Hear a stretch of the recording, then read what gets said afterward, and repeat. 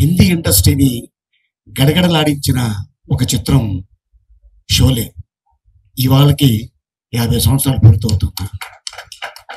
ఆ cinema distributors కోసం థియేటర్లో వేస్తే ఫస్ట్ హాఫ్ చూసి ఇంటర్వ్యూలో ఇవ్వగానే సమోసా తిని టీ తాగి బాత్రూంలోకి వెళ్ళి దాక్కున్నారు డిస్ట్రిబ్యూటర్లు. ఎందుకంటే ఈ సినిమాని ఎక్కడ కొనమంటారో అని భయపడిపోయి సెకండ్ హాఫ్ మళ్ళీ సినిమా ఆన్ అయిన తర్వాత బాత్రూంలో నుంచి బయటకు వచ్చి కార్లు వేసుకొని చాలా మంది ఇళ్లలోకి వెళ్ళిపోయారు. అప్పుడు రమేష్ సిప్పి గారు, జీపీ సిప్పి గారు ఇద్దరు అనుకొని ఇది మనం అమ్మద్దు, మనమే పెట్టుకుందాం, మనమే రిలీజ్ చేద్దాం అన్నారు.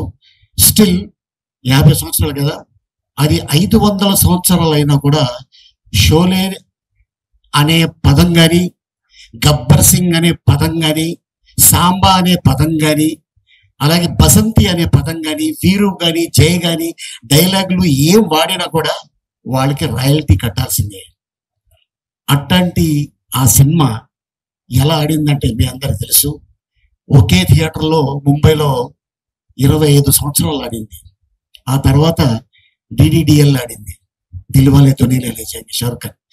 తర్వాత ఈ కలేజా సినిమా టీవీలో నా ఇద్దరు పిల్లలు ఒక 100 సార్లు చూసి ఉంటారు. ఈ సినిమా 100 సార్లు. ఈ సినిమా వస్తుంటే ఇంకా వేరే ఛానల్ మార్చరు, ఇదే చూస్తూనే ఉంటారు. వీళ్ళు నవ్వుకొని ఎందుకంటే దీంట్లో ఉన్న అద్భుతమైన ఒక సీన్స్ ఈరోజు కూడా చాలా మంది ఎక్కడనే వెళ్తుంటే చాలా మంది జెంట్స్ కాదు లేడీసే, సరే ముళ్ళకాయ ఇంట్లో ఉందా, ఉందమ్మా బాగానే ఉంది అది.